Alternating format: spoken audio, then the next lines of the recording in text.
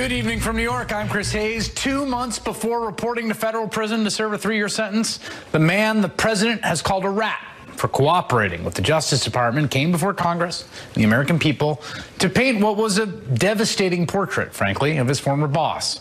In the first ever public testimony from a witness inside the president's inner circle, Michael Cohen pulled back the curtain on Trump world to reveal an operation built on lies, intimidation, and a number of potential crimes. I am ashamed that I chose to take part in concealing Mr. Trump's illicit acts rather than listening to my own conscience. I am ashamed because I know what Mr. Trump is. He is a racist, he is a con man, and he is a cheat. And I have done bad things, but I am not a bad man. I have fixed things, but I am no longer your fixer, Mr. Trump. It was the most damning testimony against a sitting president since, well, probably John Dean incriminated Richard Nixon. And this despite Cohen's very real credibility issues. Among other charges, he pleaded guilty to lying under oath in previous congressional testimony. Cohen acknowledged his own limitations and tried to corroborate his claims about the president. To attack me every single time about taxes, I have no credibility. It's for exactly that reason that I spent the last week searching boxes in order to find the information that I did, so that you don't have to take my word for it. I don't want you to. I want you to look at the documents, and I want you to make your own decision. Among the documents Cohen submitted into evidence was this, a check for $35,000 apparently signed by the president himself, dated August 1st, 2017, while the president was in office, while he was president of these United States. Cohen says it was part of his reimbursement for the hush money paid to Stormy Daniels before the election. Now, let's be clear. That hush money payment was part of a criminal scheme to which Cohen has already pleaded guilty in federal court. A scheme that may well have helped Donald Trump get elected by suppressing information. And the check from the president puts the president, sitting as the president while in the White House, at the center of that continued scheme while serving as a chief executive of the U.S. government. Cohen also alleged that Donald Trump Jr. and Trump Organization CFO Alan Weisselberg were involved. Besides implicating the president in a conspiracy to violate election law, Cohen accused the president of a number of other crimes, including self-dealing in his charitable foundation, bank fraud, insurance fraud, and tax evasion, fudging his ethics filings under penalty of perjury. Cohen accused the president and his lawyers of suborning perjury by effectively urging him to lie to Congress and downplay his work on a project in Moscow throughout the campaign. Cohen also claimed the president had advanced knowledge from Roger Stone of WikiLeaks' first release in the summer of 2016.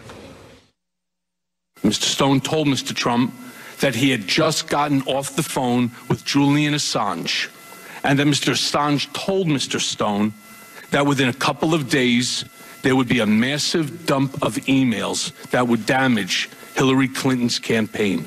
How can we corroborate what you are saying? I don't know, but I suspect that the special counsel's office and other government agencies have the information that you're seeking. Cohen alleged a vast range of criminal conduct by the president, and that's just the stuff he's allowed to talk about. For all we know, there may be other incidents we haven't heard about yet that are already under investigation by federal prosecutors. When was the last communication with President Trump or someone acting on his behalf? I don't have the specific date, but it was a while ago. And what did he or his agent communicate to you? Unfortunately, this topic is actually something that's being investigated right now by the Southern District of New York, and I've been asked by them not to discuss and not to talk about these issues. Joining me now, 2 Democratic members of the House Oversight Committee who questioned Michael Cohen at today's hearing, Congressman Jamie Raskin of Maryland and Congresswoman Debbie Wasserman Schultz of Florida. Congressman, I'll begin with you. A lot of testimony. We learned a lot of things. Some things we knew and were confirmed. Some were completely new pieces of information. What was your takeaway from today, Congresswoman? Well, my takeaway from today, Chris, was that we've got a few more hearings that we have to convene with, particularly for starters, with President Trump's daughter and son-in-law, because Mr. Cohen's response to my question today about whether or not they could have been compromised prior to the election due to their involvement and lying about the Trump Tower deal certainly created more questions than answers. And we've got two of those three people who are literally working in the White House every single day. And it's essential that we get to the bottom of the deception and the corruption that appears to have taken place. So just make sure I'm tracking this. You're saying Don Jr., Ivanka, and Jared, you would like to see them before that committee? I would. Congressman Raskin, your takeaway from today? Well, the president is a hands-on leader when it comes to his various schemes. And so he was directly involved in running the Moscow Trump Tower project. He was directly involved in writing checks and organizing checks for hush money payments that constituted illegal campaign finance contributions and expenditures.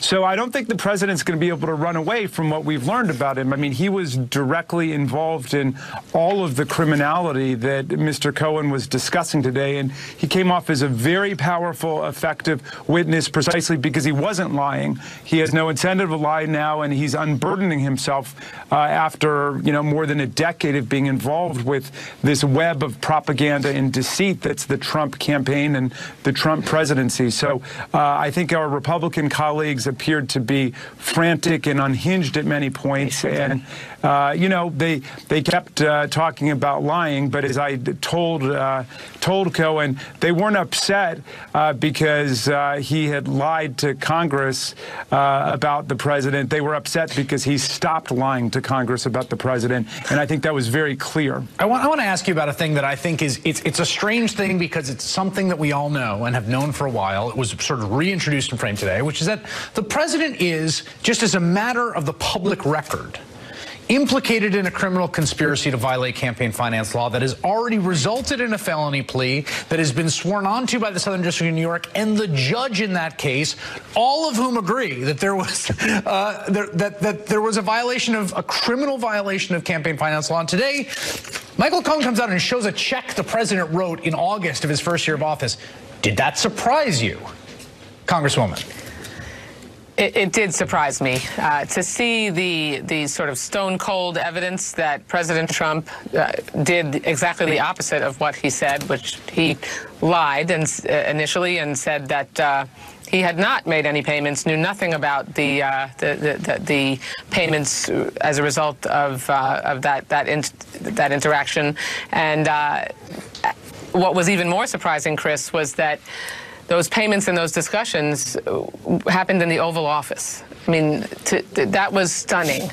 That was a stunning admission that in the midst of President Trump running the country, what was he most worried about? Making sure that he reimbursed his lawyer, who he had, take a loan out on his house, cover up the deed for him, and you pay him back during this entire process, and while he's been lying about it as President of the United States. That was stunning to me. Congressman, I want to play some testimony with Jerry Connolly, who's a colleague of yours, who I think elicited something entirely new.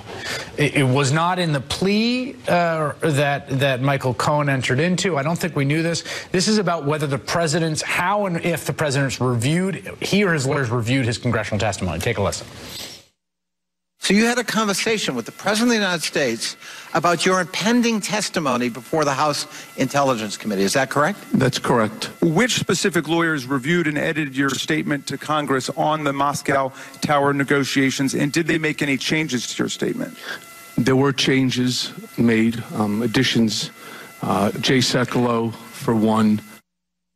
So now that's you there, Congressman Raskin. We should say that Jay Sekulow issued a denial. It's a specific denial that the testimony that they changed anything having to do with the duration of the Moscow deal is false. He says today's testimony of Michael Cohen that attorneys for the president edited or changed his statement to Congress to alter the duration of the Trump Tower Moscow negotiations is completely false. What's your reaction to Cohen's testimony about the president and his lawyers both talking to him, reviewing his testimony that we now know was false? Well, the reason we were asking about it is because because Michael Cohen is going to prison for lying to Congress about how long the president was involved in, his business negotiations for the Moscow Tower. And it was changed from apparently what was accurate, which was it went in, through most of the campaign, or at least until the summer, to January.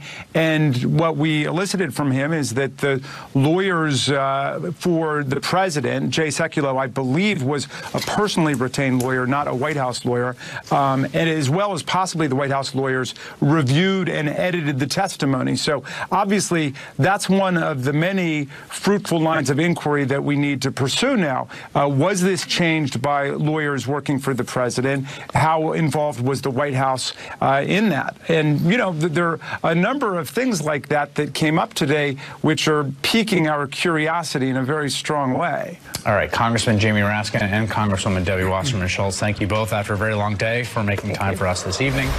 To help decipher the vast legal implications from today's hearing, let's bring in MSNBC legal analyst Jill Wine-Banks and MSNBC legal analyst Nick Ackerman, who are both former assistant special Watergate prosecutors. Jill, let me start with you.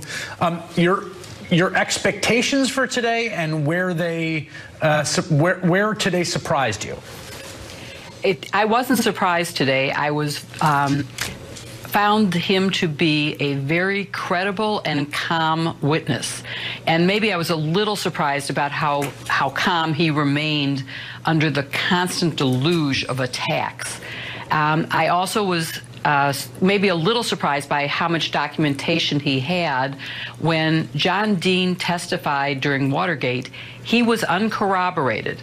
We all now think about how he was corroborated by the tapes, but he didn't know that there were any tapes at the time he testified. He testified simply from memory. And in this case, we had actual documents, seeing the checks and seeing Donald Trump's signature, which looked exactly like it does when he signs legislation, that was a very dramatic moment for me. I think the identification of, as Congressman Raskin just said, lines of inquiry to be pursued was very dramatic, and also the number of crimes that were identified today. I mean, we knew about bank fraud, we knew about some of the campaign finance violations, but there were the foundation and the purchase of the painting and the ego that was involved in jacking up the price of that so that his would sell for the most amount of money. There were just a lot of crimes identified. So I think that there's a lot left to be pursued and investigated, both by Mueller and by the Congress in public. Yeah, look, I think the big issue here is his credibility, and I think he was extremely credible. I was personally surprised by how credible and calm he seemed, honestly. Absolutely. But if you look at what is the test of credibility, it's cross-examination. What did the Republicans do? They didn't ask him about the incidents involving Donald Trump. They asked him about, well, who paid for your lawyer? I mean, they never even touched one of the items that he brought up. I mean, what they did is they called him a friend of the Democrats on the committee. He wasn't testifying because he was a friend of the Democrats. He was testifying because he had been a friend and a confidant of Donald Trump for over 10 years. Well, that's part of the weirdness of the whole setup, is that the more they berate the man's character, the worse it looks for the man that he worked for 10 years. Yeah, absolutely. I mean, it's sort of a Chinese finger cuts kind of situation. Of course, they ask you to believe that he lied. He told the truth when he said he lied to Congress. But then they turn around and say, well, don't believe him when he said that his boss, Donald Trump, lied on a whole bunch of different occasions. What do you think? We're going to talk about more of this, and then I'm going to come to you, Jill. But what do you think about what from the special counsel's perspective we heard today and didn't hear? I think it's what we didn't hear that's most important. I think what's really significant is that he kept away from a good part of the Russian investigation. We just got little snippets from the beginning relating to Trump Tower, relating to Roger Stone, and conversations with Julian Assange, which obviously are significant. But he didn't get into this whole area of whether he was really involved at the end, after Paul Manafort left, in trying to cover up the role of the Russian involvement in the entire campaign. Right. So that's a part we don't know. And the fact that that is still an open issue says to me, we're not going to be getting a report from Bob Mueller anytime soon. That's an interesting point. There's also the fact, Jill, that when that Congressman Krishnamurti asked are there other crimes that you know about that we haven't heard? He said, yep, sure are, but I can't tell you. Yes, that was one of the dramatic moments and will show us that there is much more to come. I think going to his credibility, one of the things that said to me credibility was how controlled and careful he was in his testimony. He did not stretch the truth. When he thought that there was something exonerating, he said it. He said, I don't think that he would ever hit Melania. He was very careful. He didn't say, yes, he knew that those emails were from the Russians. He said he knew that they existed because I heard this conversation. Right. But he was very careful in saying exactly and only what he heard. So that's a sign of a very credible, well-prepared witness. And that was impressive to me and made me think that people will believe him. In fact, he said a lot of things that were actually exculpatory to the president, that, you know, about a tape in which he allegedly had abused his wife. I don't think it exists. About the infamous blackmail tape the Russians did. I don't think that exists. About did the president pay for abortions or medical procedures? I don't know. Not that I mean, no, that's right. I mean, he was not there saying, like, every fever dream you have about the evil of man is true. He, in fact, knocking down numerous things, despite the fact the Republicans were knocking him about the head. And that's right. And they're trying to make it like a big deal that this person, because he has pled guilty and he committed crimes, shouldn't be believed. Right. The fact of the matter is, this happens all the time. Yes. When I was a prosecutor, I had a guy who spent his whole life scheming and stealing and committed 9 murders. And I had a lot of people convicted on his testimony. Right. And that's because, as Jill said, he had lots of corroborating evidence, documents, and other testimony. That's what's important. One big takeaway, Alan Weissenberg, CFO of Trump Org. Yes. That guy's got some talking to do, because he got name-dropped a lot by Michael Cohen as a guy who knows things even Michael Cohen doesn't. And I imagine we will be hearing more from him in some capacity, one way or the other. Jill Wine-Banks and Nick Ackerman, thank you both. I remembered being in a room with Mr. Trump, probably in early June of 2016, when something peculiar happened. Don Trump Jr. came into the room and walked behind his father's desk, which in and of itself was unusual. People didn't just walk behind Mr. Trump's desk to talk to him. And I recall Don Jr. leaning over to his father and speaking in a low voice, which I could clearly hear, and saying, the meeting is all set. And I remember Mr. Trump saying, okay, good, let me know. So I concluded that Don Jr. was referring to that June 2016 Trump Tower meeting about dirt on Hillary with the Russian representatives when he walked behind his dad's desk that day. Michael Cohen, under oath, said today that he thinks Donald Trump knew ahead of time about the 2016 Trump Tower meeting, when his campaign expected a Russian government representative to share dirt on Hillary Clinton as part of the Kremlin's efforts to get Trump elected. That's not the only time today that Cohen linked the president to Russian election interference. Mr. Trump knew from Roger Stone in advance about the WikiLeaks drop of emails. In July of 2016, days before the Democratic convention, I was in Mr. Trump's office when his secretary announced that Roger Stone was on the phone. Mr. Trump put Mr. Stone on the speakerphone. Mr. Stone told Mr. Trump that he had just gotten off the phone with Julian Assange, and that Mr. Assange told Mr. Stone that within a couple of days, there would be a massive dump of emails that would damage Hillary Clinton's campaign. Mr. Trump responded by stating to the effect, wouldn't that be great? Here to talk about what the president knew and when he knew it, Natasha Bertrand, staff writer for The Atlantic, and David Corn, the Washington bureau chief from Mother Jones, co-author of Russian Roulette, the inside story of Putin's war on America and the election of Donald Trump. Natasha, I'll start with you. I should state that WikiLeaks has denied that. It's interesting. WikiLeaks and Assange both put out statements. WikiLeaks saying they'd never had a phone call. Assange says this. His lawyer, Barry Pollack, says Roger Stone did not have the telephone call Michael Cohen described Stone claiming to have had with Julian Assange, which is more parsed.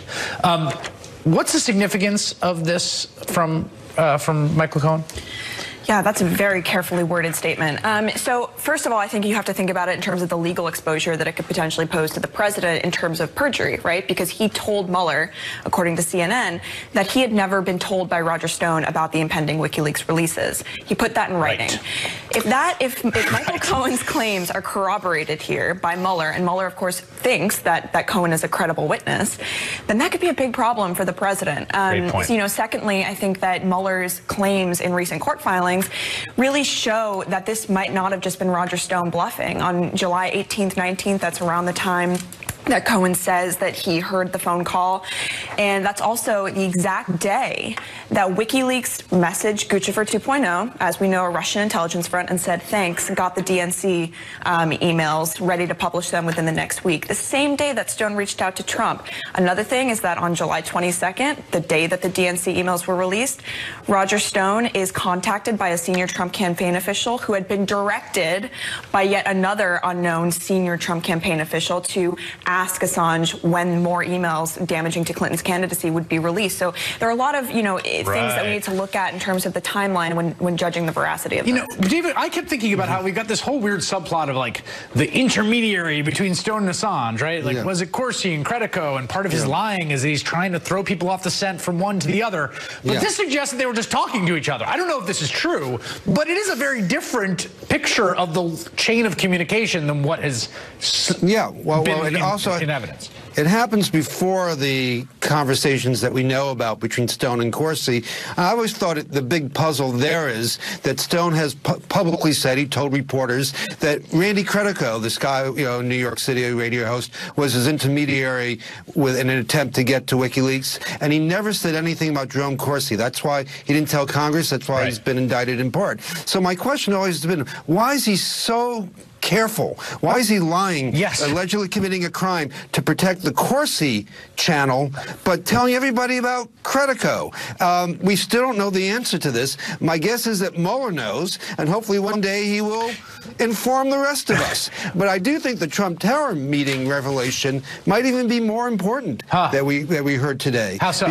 Because that gets to the issue of whether Trump himself knew that the Kremlin was trying to help his campaign, because that's the importance of the meeting, not whether they got dirt or not. They came with an email that said, we're going to give you dirt through a Russian emissary, but this is part of a Kremlin plan to help Trump. Who saw that? Trump Jr., Jared, and Paul Manafort, the campaign manager at the time. They were told that Russia wants to help them. Now, throughout the campaign, they kept saying no Russian intervention, and Trump said the same thing. But if he knew about that meeting, he knew that the Russians were up to something to help him, and then he lied to the public about that through the rest of the campaign. Well, first of all, the Cohen's testimony that, of course, Donald Trump micromanaged all this stuff and would know about it was persuasive and jives with everything we've heard about everything else. But just to take a step back, my takeaway from this is just like, of course, all these people knew what they were doing.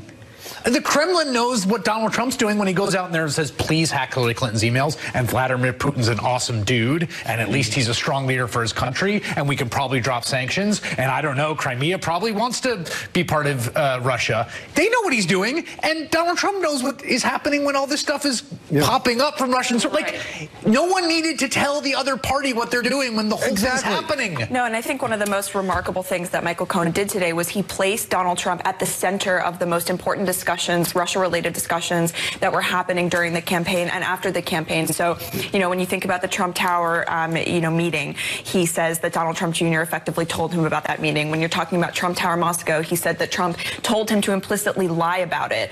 Even if he did not explicitly come out and say it, he said, stick to the story, no Russia collusion. And, Michael Cohen took the hint there. When it comes to WikiLeaks, he was involved in those conversations too. So what Michael Cohen did, which was a real service here, is he put Trump at the center of the conspiracy in a way that we cannot deny any longer that Trump knew about the collusion aspect of this. David. And it's not just collusion. I think we get hung up on this. The fact that Donald Trump, a presidential nominee, spent months denying that Russia was attacking. This was an attack, that Russia was attacking the United States when he knew well, at least his people knew about the Trump Tower meeting, and maybe he did too, and even after he was briefed by U.S. intelligence in mid-August that the Russians were behind these attacks, he still went out there and echoed, bolstered, amplified the Russian disinformation that they weren't doing anything. Right. So that's the profound act of betrayal that he's been able to sidestep a bit by saying there was no collusion. He never sat down with Russian hackers and told them where to hit the DNC servers. But it's this other larger betrayal that's out there right in front of us that really is one of the biggest scandals, I think, in American political history. Natasha Bertrand and David Corn, thank you both for taking this time. Next, the embarrassingly desperate lengths Republicans went to today to show they are truly a party of Trump. Those scenes coming up. For the Republicans in the House Oversight Committee today is they did everything they could to disrupt the Michael Cohen hearing.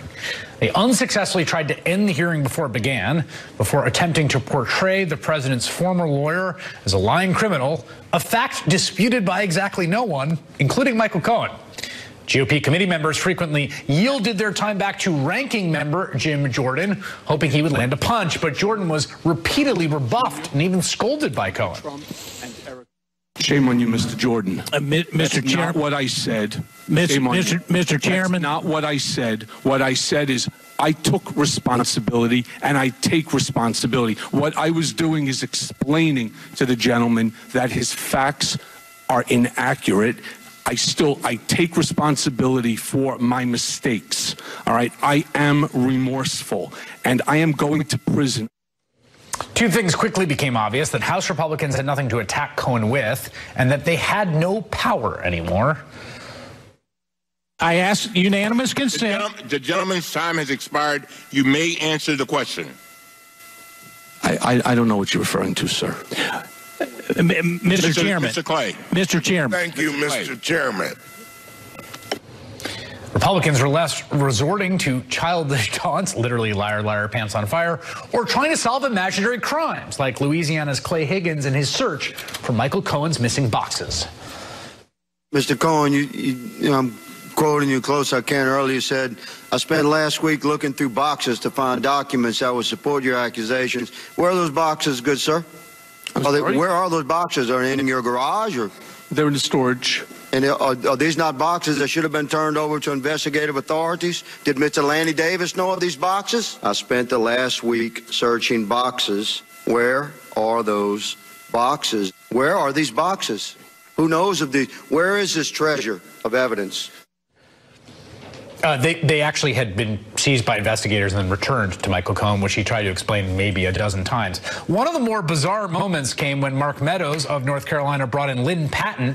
She's a former Trump org employee who is now the HUD regional director for New York, despite having zero relevant qualifications for that important job.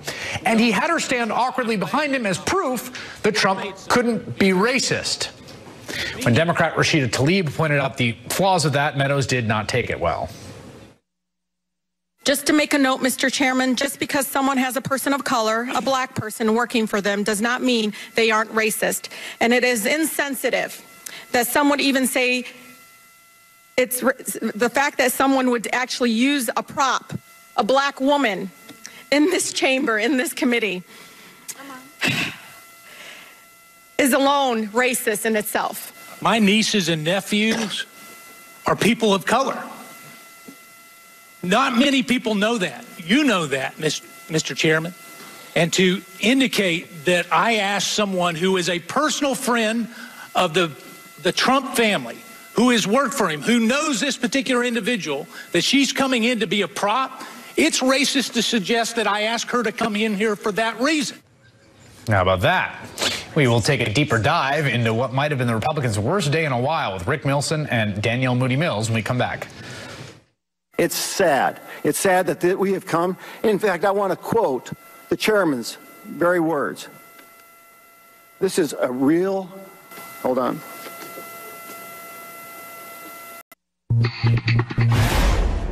I'm responsible for your silliness because I did the same thing that you're doing now for 10 years.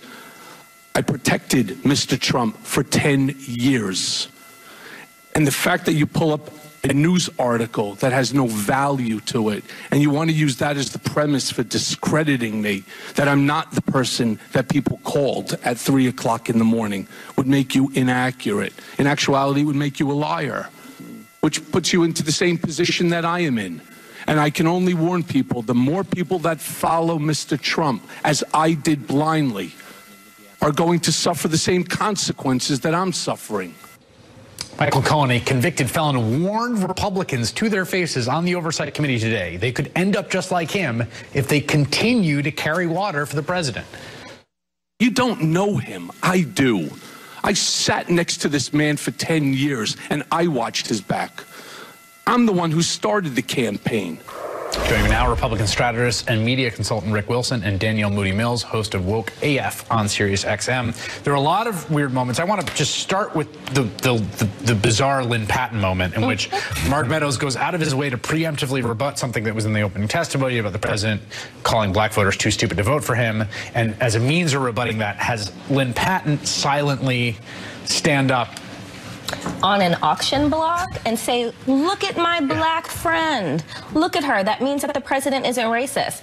Was the epitome of racism. Are you serious? Is she the black ambassador for the entire race? Because one person out of his entire cabinet, out of his entire staff, is there as the black person, that this is who you bring up. The fact that he thought that that was going to be like a gotcha moment is incredible to me. Incredible. It was awkward and cringe-inducing and bizarre in the moment. I think even to people that maybe were disposed to be sympathetic to the Republicans on the committee. Sure. And look, that was for the Fox Breitbart audience. That was exclusively to play to their base, because it's like it's the my black friend theory. Right. Yeah. And it was cringe-inducing. It was awful, and it was just a moment you're like, get off that train. That is not a great place for you to be. There's two things that struck me about Republicans in this. One is obviously they're going to defend the president, but there was a kind of toadying quality to it that was striking. I mean, we know this about the way that Trump has taken over the party, but there was an abjectness to the way they comported themselves, except for Justin Amash, in which they didn't even pretend to care. Right. About the things that were being raised. They never asked a substantive question all day today. They never addressed anything. They avoided saying the T word, Donald Trump, the entire time. And what you got was a lot of like high school drama class overacting by Jim Jordan throwing his arms around and throwing paper, and Mark Meadows practically spitting on, he's so angry. All of it was just contrived, phony. Like I said, it's high school drama class. It's so over the top and it's so silly. And of course, they're demeaning themselves. They've given up. I don't even want to insult high school drama classes because I think that they put in a lot of work. I mean, they put up a poster board that said like "liar, liar, pants on fire." Yeah. Who does that? No one does that in real life. And the important part, Chris, that everybody keeps missing is, who doesn't give a damn about the high school drama? Southern District of New York, Robert Mueller. The facts that Cohen's revealing today are going to be remembered and known and litigated long after all this, playtime is over. Although what was interesting to me is they didn't really even try to dismantle any of the facts. No. I mean, honestly, like the fact that the president. There was one guy, Stubbe, I believe his name is, from Florida, who actually did this long thing where he's trying to be like, well, is there any corroborating evidence that this was a reimbursement? And Michael Cohen's like, no. And then ultimately Michael Cohen says, well, Rudy Giuliani said it was reimbursement on national television. So I'm like, everyone's agreed to that. Where are you going with this? But that was the only attempt to try to knock anything down. By and large, there was no actual factual attack. And that's what I thought was so troubling, is that here was their opportunity to really say, I want to get to the truth. Here we are. We know that Republicans had control for 2 years, but this is going to be our opportunity to show the American people that we care more about the truth than we do about the proximity to power and money. It is an incredible aphrodisiac, and that's what we saw today. That's what Michael Cohen said. Right. Don't be like me. Be better than me. And there's also the surreality of the whole spectacle, which is them hammering Michael Cohen on his character in a totally warranted fashion. Sure. But it's like, yes, exactly. That's right. Have you looked at the White House? I felt like they were doing what I do every night on the show, being like, this guy. The question, it poses the obvious question. Was Michael Cohen a scumbag only after he ratted on Trump? Right, Did exactly. his character miraculously change overnight? No. And everything about Donald Trump's organization that Weisselberg and Cohen are going to reveal and peel back over time, it's going to look sleazy and nasty and small ball. It's not The Apprentice. It's not the TV show image of The Apprentice. It's the real Donald Trump. It's the sleeves. And not just the Trump work. As multiple people, the deputy finance chair for the RNC was at that committee today. The deputy finance chair for the RNC. If this guy is such a scumbag, surrogate for the president. You know, like Michael Cohen said, I know Donald Trump. I sat next to him and with him for 10 years, right? So the idea is that, A, Donald Trump wants us to believe that he is an idiot and knows nothing that happens in his organization, or he wants us to think that he's brilliant and he has the best words and the best people around him. And my question is, which one is it? Which Donald Trump should we know and should we understand and believe as American citizens? I don't know. So my gut tells me you're an idiot. Right? You've surrounded yourself with people that are just like you. They are sycophants, and they will do anything and everything in order to cover your tracks. And I can't help but ask myself, why? Why? What are you going to get at the end of the day? The Republican Party, what are you going to get at the end of the day? Because he is going down.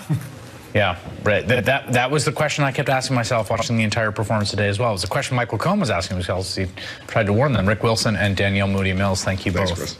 Still to come, Michael Cohen's portrait of Trump world and the code they operate under. Tony Schwartz, co-author of Art of the Deal, joins me to talk about that. Plus, this literal portrait of Trump and one of the more bizarre stories to come out of today's hearing. That story next.